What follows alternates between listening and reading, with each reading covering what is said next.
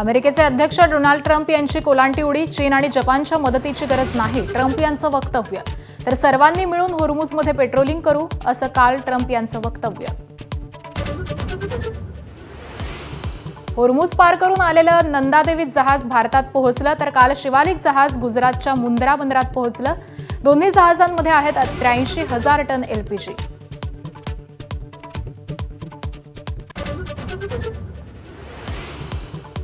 चीनकडूनही तैवानच्या सीमेवर 26 लढाऊ विमानं तैनात. 7 चीनी युद्धनौकाही तैवानच्या समुद्रामध्ये दाखल.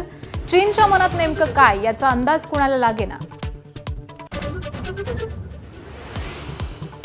पुण्यातल्या गॅस एजन्सी बाहेरच्या रांगा संपल्या. पुणेकरांना 96 तासांनंतर गॅस सिलेंडर मिळणार असल्याची जिल्हाधिकाऱ्यांची माहिती.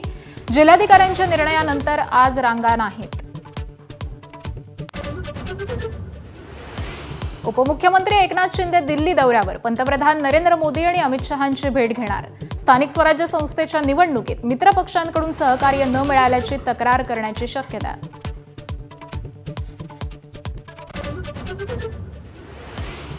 सत्ताधारी आजही जितेंद्र आव्हाडांच्या निलंबनाची मागणी करणार. अध्यक्ष आणि गटनेत्यांच्या बैठकीत मुद्दा उचलणार असल्याची शंभूराज देसाईंची माहिती.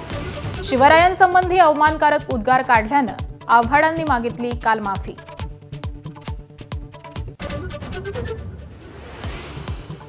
मीरा भाईंदरमधील सुहासिनी माटेकरांचा उपचारादरम्यान मृत्यू. अतिदक्षता विभागामध्ये उपचारादरम्यान उंदरानं हाताला कुरतडलं होतं. स्थानिक नेते आक्रमक झाल्यावर डॉक्टर नर्सची बदली.